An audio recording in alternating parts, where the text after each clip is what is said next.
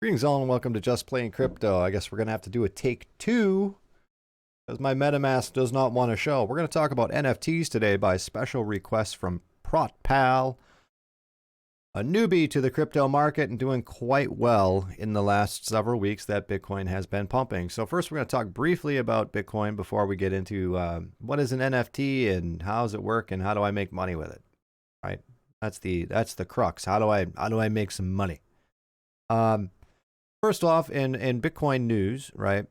The last couple of weeks since I started the channel, I said this is what my idea is for Bitcoin. It's followed it pretty right on, going basically sideways. The whales do not want it to go over 50,000, and that's how it's been. Now, I believe this weekend the pressure is going to be off, and Bitcoin is going to go above 50,000 and stay there, with maybe some wicks below it. But then I'm thinking that it's going to start chugging, okay? The El Salvador deal on the 7th. Some other things in crypto are going on. The 7th of this month, El Salvador is they're already live, but they're like officially live where everybody has to be using Bitcoin or accepting Bitcoin on the 7th. Also, Cardano has news going on. And there are some other things coming down the pipe here, not very long here, in the next couple of weeks. I think the market is going to start to run a bit. That is what I see. Not investment advice. Do your own research and all of that stuff. Also, in the news related to Bitcoin, we have Cuba becomes the latest country to authorize and regulate cryptocurrencies like Bitcoin. It's more like they're authorizing and regulating it in terms of using it as currency. Okay, we just sanctioned the crap out of Cuba for the last 75 years. I'm in America, of course. Cuba is about, less than 100 miles off the coast of Florida. And they've wanted to do their own thing and not play nice with America for a while. And why should they? America kind of says, you're going to do this. And Cuba's like, nah. And so there they are. And now they've got an out and they have freedom, and they have, sovereignty in Bitcoin because they don't have to play around with U.S. Federal Reserve notes. Many other countries are doing the same thing. Pretty big story out with OPEC is now hanging out and buddy with Russia, which lets you know where the old dollar could be heading. But we're here to talk about NFTs, so we're going to talk about NFTs. What is an NFT? Well, I don't know. This 12-year-old boy made 290,000 somethings from whale NFTs. And it is on the screen. They're little 8-bit JPEGs of whales in different colors and different backgrounds. And he sold those on an NFT marketplace and made 290,000 somethings.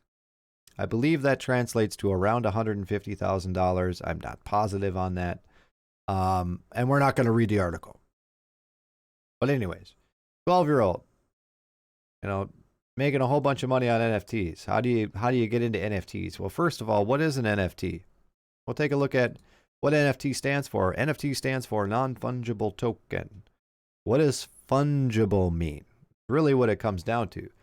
So, we take a look at Bitcoin. Bitcoin is fungible as a currency. Much like you could say a dollar bill, a physical dollar bill is fungible in that $1 is $1. Okay, it doesn't matter who owns the dollar, whether I own the dollar or the shop up the street owns the dollar, or what. The dollar is the dollar. It has the same value regardless of the dollar. Right. So Bitcoin is the same way in that one Bitcoin is worth one Bitcoin, just like an ounce of gold is worth an ounce of gold. One Bitcoin will be worth $49,095.80 wherever you go in the world. It's always going to be worth that much. This is the spot price. This is what everybody pays everywhere. Bitcoin's worldwide. Okay, that's fungibility. It's not like your Bitcoin is worth less because you bought it at a lower price. That's not what it is. And now a non-fungible token. Non-fungible token is where the price of the token could be whatever you want it to be. So in essence, You've got two of your whale pictures that you have, right? They're two pictures of a whale. Okay? One of them can be worth $100,000 and the next one could be worth 20 cents. Because they're not equal. They're not fungible to each other. Each of them has their own value based upon a variety of factors. But they are using like Ethereum, or they're using Engine, or they're using Solana or something to mint these things. But just because they're using Ethereum or Solana doesn't mean that their value is attached in any way to what those tokens are. Primarily, it's Ethereum at the moment, probably 80 or 90% of the market. Things are minted using Ethereum. But what you're using to mint these NFTs doesn't have any effect on the value whatsoever. It's very much art, where beauty is in the eye of the beholder, and what you want to pay is what you want to pay, and what it sells for is what it sells for. And what people have been finding out is that these early NFTs are skyrocketing in value because they are NFT Marketplaces so new.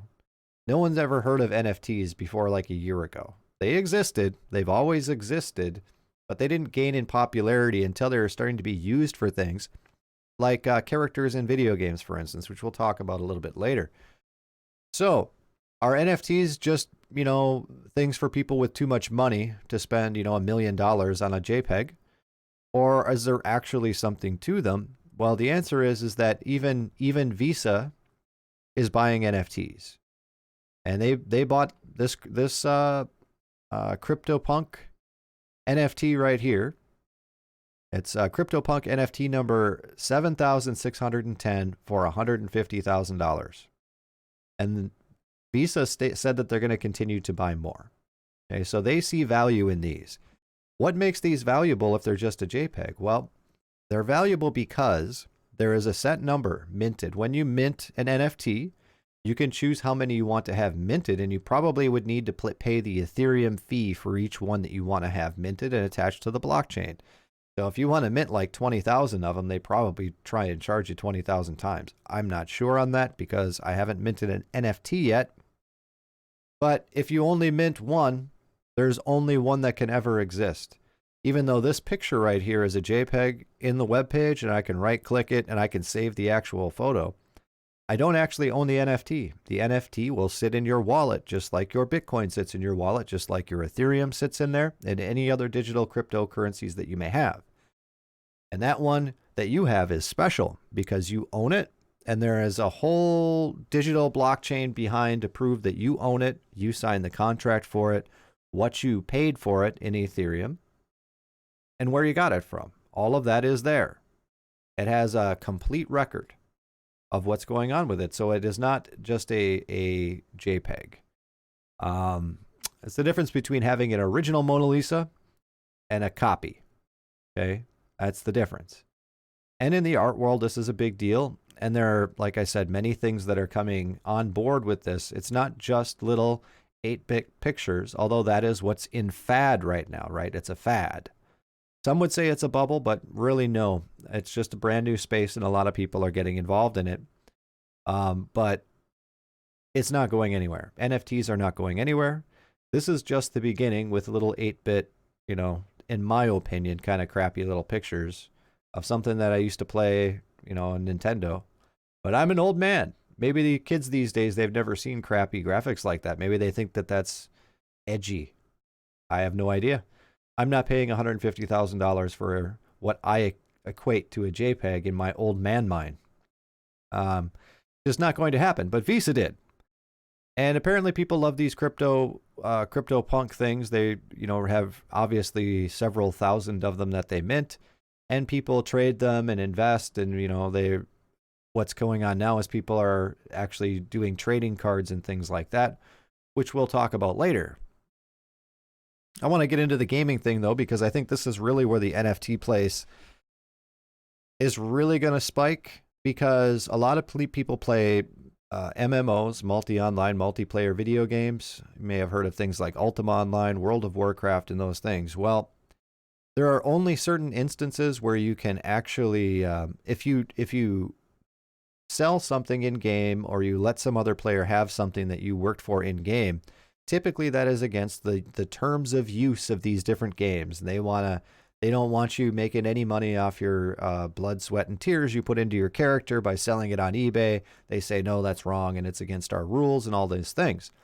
Well, with NFTs in video games, you can take perhaps an NFT character from one game to the next game to the next game because you own the character, and the character is what actually has value. And if you want to buy, like in the case of Axie, which works like a little Pokemon fighting game sort of thing, if you want to buy a different Axie or upgrade your Axie or switch your teams out, you can purchase one on the marketplace, right? And you'll transfer ownership, and it will be effectively a piece of art, but it does something in a video game. Now, Ultima Online was an MMO from a very long time ago. It was one of the very first ones out there. And I remember on eBay, people would be selling plots of land and things for several $1,000s back when money was really actually worth something there in, the late 90s. And that was at the beginning stages of the internet there, kind of when the internet was getting fleshed out. So there is definitely a market for this thing, and a market for the tokens that go into creating these NFTs, such as Ethereum, of course. Solana, Cardano apparently is going to be in this when they do their upgrade. Engine Coin and Chiliz are very good investments. Currently invested in Engine Coin is doing very good.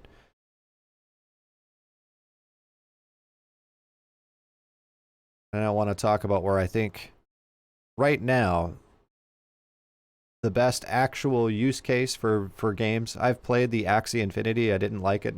And it's very expensive to get into that game. It costs like $500 to buy Axies. But apparently you make money playing it. You do matches and you earn cryptocurrency for playing it. I didn't get very far involved in it. But here we have a game that is coming out that's a card style game. And this is where I see the NFT thing could really, in its current state, really take off. You'd have like Magic the Gathering. The creators of Magic could make NFTs out of their various different cards, and people could buy and sell them on a marketplace using cryptocurrency. And that would work. You don't, as much as people like physical stuff, it's very hard to play a game of Magic, over the internet with your real cards. I mean, I know that I'm sure they have digital versions and all of this stuff. I'm just saying, and you can transfer ownership. So what I'm saying, if I want to trade my cards that I have, right, they're all on the blockchain. You can sell them up to the highest bidder. And it's a emerging marketplace that I think is going to be, it's here to stay for certain. It's here to stay for certain. It's only a matter of what all is going to become of it.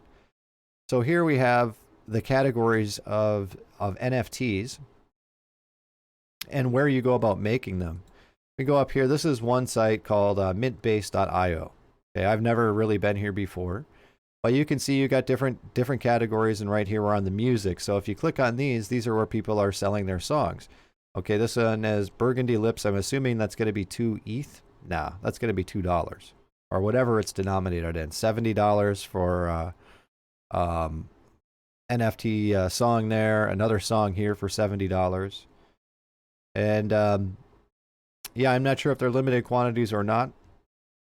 Or you could just Google something and poke around a little bit and see what's up there. Of course, we have photography up there for people where you're artist right now, instead of having to print things out or get things made and put into frames and all of these things and do art shows and things. Well, now you have an NFT page where it's not just a JPEG of your art. It's the actual art itself, a representation of your actual art itself. And that's a great thing. Instead of selling your painting once, you could mint 100 copies of your painting, right? As long as there is a limited supply, there is going to be a market for these things. So if you're a musician, or you're an artist, or a photographer, or even somebody who creates 3D art for video games, or even coding, there's an NFT for the first lines of code that were used to put the internet together. That's an NFT. The very first tweet out there is an NFT. Okay, these are things that people find value in, and collectors like them, and because of the limited quantity, they have value. And Is it people are paying $150,000 for a cyberpunk 8-bit JPEG? That's what an NFT is. That's what an NFT is. I can't fathom, obviously, spending that much money for these sorts of things, but people do, and it's there.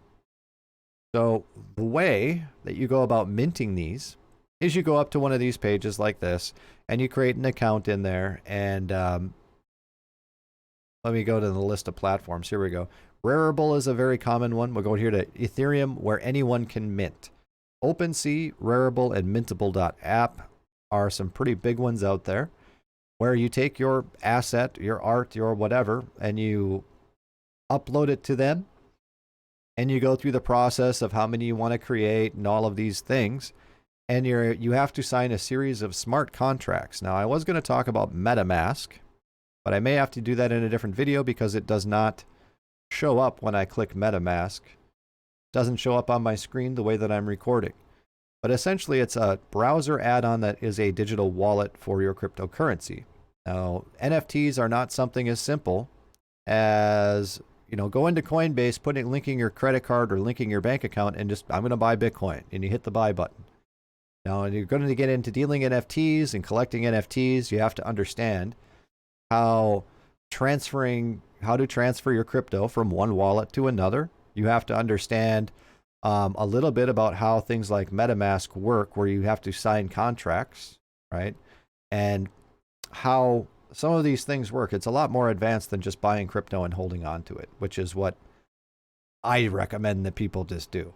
Just buy crypto and hold on to it, unless you happen to be an artist or this is right up your alley. And then you should put many hours into studying where the best places are, where the best rates are, where the best way to go about doing these things are. And that's up to you guys, because I am not an NFT creator. However, we will say, if you're doing things on the blockchain and with cryptocurrency, you will need to figure out something like MetaMask, or most phones actually have apps that are basically wallets built in that work like MetaMask. And all it is a secure wallet for your browser that you can do a smart contract with. And then you can put a small amount of Ethereum or Solana or whatever in your MetaMask wallet. And then you can interact with these games like Axie, or you can interact with the marketplace to buy NFTs. And they can also house your NFTs until you transfer them off to a cold storage wallet or some other place. Okay, they're your interface between these things that make things anonymous and secure and private, and everything is auditable for how everything goes like that. The places where you can mint these things: OpenSea, Rarible, Mintable, and the blockchains that you can use to mint is going to be typically Ethereum, okay? Typically, most of the guys you're going to go to are going to be in Ethereum, which you can mint an NFT that's just a little JPEG that you put up for $5 or something and hope someone buys it. Well, it might cost you $15 or $20 to mint that NFT. That's how high the Ethereum rates are. But apparently Wax, which I haven't heard of Wax token, but Engine Coin I do own, is in the NFT space where they're minting using Engine, which I believe rides on the back of Ethereum, not positive. Forge, Polygon is another one that rides on the back of Ethereum that I also own. It's a pretty good investment. Binance Smart Chain, which is its own sort of Ethereum. Binance does everything Ethereum does. Tezos, Digibyte, Kusama, Cardano, hopefully, in September here, coming up with their upgrades. And Misk, which I haven't heard of. So those are the different sorts of ways you can mint. Now, I will say with some of these, if you don't want to spend the high fees using Ethereum, Engine Coin and Polygon are available on Coinbase. Very easy to get a hold of, but I don't believe that any of these other ones are. Cardano is, but I don't think the smart contract NFTs is active until their next patch. Binance, if you have an account with Binance, sure. But these other ones, a lot of these you have to get, if you're in America now, you have to get through some decentralized exchange and trade some Trade some Bitcoin to get a hold of some of these other coins. Otherwise, you're looking at probably Engine or Polygon. Or using Ethereum. You know, I mean, if you just want to figure out how to do it, spending $15 for the knowledge is not too bad. It's not too bad. This here, thought it was going to take me to Rarible. I guess it did not take me to Rarible.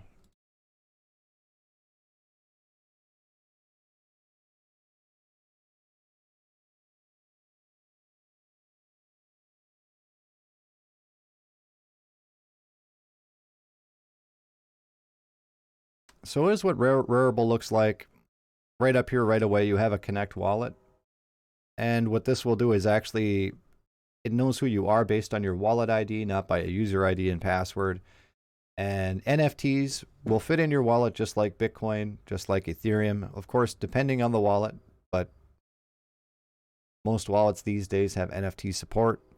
So if you want to buy something or bid on something, it works in a smart contract where your wallet will pop up and say, so-and-so says that you're going to give them this much Ethereum for this NFT, and then you click sign, and then it sits there for a few minutes and decides how much it's going to charge you on Ethereum or however the other ones work, and it goes through, and the NFT ends up in your wallet.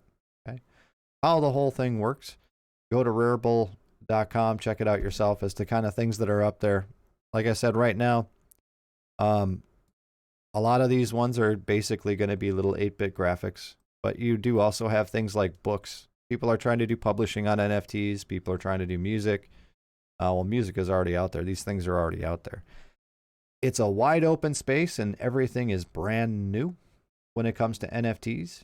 But that is the basic rundown as to what they are. As far as investments, to me, it's like it falls under the category of a lot of, I call them magic bean coins. Other people call them altcoins or shit coins or whatever they call them. It's things that I will throw money at to support them because I like the projects, even though I know that they're probably not going to make any money. All right. Just because I want to have a finger in the space, I might throw a little bit of money into something that I don't expect to go anywhere, but I like the project and I like the ideas behind it. An example would be privacy coins. Okay. So privacy coins are not going to have a huge upside typically because governments hate privacy coins. And yeah, that's really what it is. They're not really listed on exchanges, so the amount of upside to owning privacy coins is not that great. However, everybody believes in having private transactions where people are not spying on everything they do. Okay, so I have some privacy coins, some little bit of money invested in those just because I believe in the space. Not necessarily because that's my retirement plan or that's my whatever. And that is how I would look at NFTs. Now, if people make an NFT that supports a cause, which watch out for scams with that because everyone says they're all for charity and stuff, but how many of them are actually doing it? I don't know. But if there is an NFT that's, say, a video game or an application or something where they're using NFTs and they're giving out NFTs for, you know, like you've heard of GoFundMe, right? But what if a GoFundMe for whatever project it is issued NFTs for everybody who GoFunded them? Okay, so then at least you're given something for your donation that could actually go up in value. You understand? And I think some things like that would be absolutely great. And then I'd figure out how I'd pay the $15 Ethereum fee, which is ridiculous, but I'd pay the dumb fee to go support the project that I want to support, right? There's the upside, or I wouldn't say upside, the applications for an NFTs and NFT marketplaces is really only is limited by your imagination at this point. Okay, especially when you're dealing typically in art or NFTs, but they could be anything, things that no other crypto people have even thought of. Okay, so it's very, very new space, very exciting space with all the money that's kicking around, and yeah, that's what an NFT is. Once again, I am not the greatest person for every in and out of for an NFT, but I know the basics of it, and I've looked at it. And that is that. And maybe you can go up there and do a little better than a 12-year-old. He only made 150 grand a month, right? Maybe you can go out there and maybe make 2 mil. Maybe. I don't know. He looks a lot smarter than me, though. He's certainly a lot smarter than me because he's making some bank on his 8-bit art. And that's great. That's great for him. So with that, guys, once again, look for Bitcoin to be trending upward. I wouldn't be surprised if Bitcoin blows its stack next week sometime. All right. Barring, whales keep pushing it down, but I don't think that's going to last much longer, right? Look for us being on the upside this weekend. So thank you all for watching. And with that, we will see you next time.